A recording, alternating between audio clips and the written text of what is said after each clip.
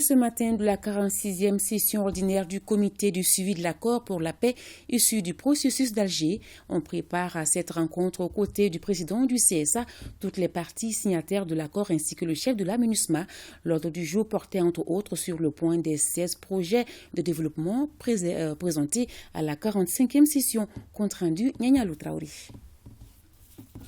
L'Algérie n'acceptera jamais un découpage territorial du Mali, une séparation entre le sud et le nord. Les accords d'Alger sont la seule solution pour rétablir le Mali et le placer sur la voie du développement. Fin de citation. Elle est du président Tebboune et montre à souhait tout l'engagement des amis du Mali à diligenter la mise en œuvre de l'accord au nom de la paix, de l'unité et surtout au nom d'une stabilité durable. Je formule le vœu pour que la présente réunion du comité de suivi soit l'occasion de décisions qui permettraient aux signataires de surmonter les contraintes qui retardent la mise en œuvre des dispositions fondamentales de l'accord. Ces décisions devraient surtout ouvrir la voie à une prise en charge des attentes de la population en termes de développement socio-économique, de justice et de solidarité humanitaire. C'est le siège de la MINUSMA qui a abrité cette 46e session ordinaire du comité de suivi de l'accord pour la paix issu du processus d'Alger. Toutes les parties prenantes à l'accord sont présentes, notamment les femmes du CSA au niveau de Kidal qui ont aussi suivi les travaux par visioconférence. Chacun ressort globalement ragaillardi des échanges. Ce CSA a été juste une occasion de booster, de demander à ce qu'il faut booster. Mais il y a des choses en discussion, en traitement, peut-être en signature, et nous espérons que cette semaine prochaine sera une semaine où de grandes décisions tomberont. Et nous avons un récit des assurances de part et d'autre.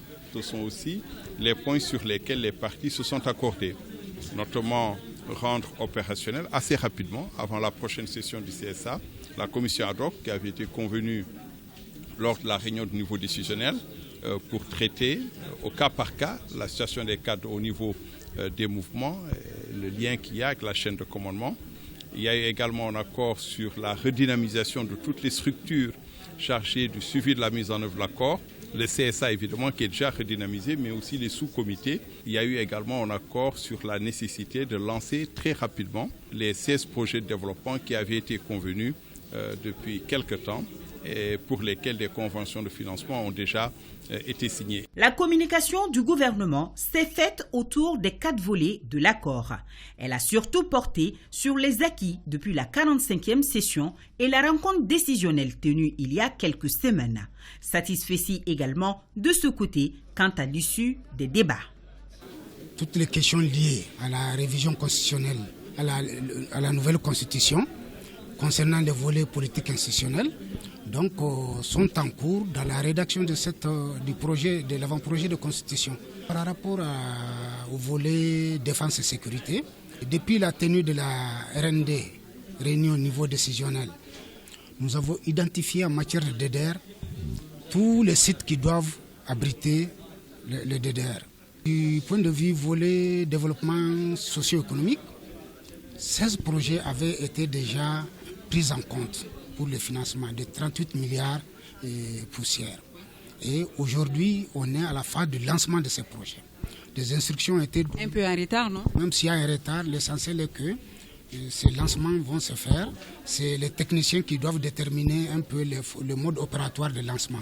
L'ensemble de ces volets connaissent des avancées. De ce CSA, je sors avec un sentiment de satisfaction.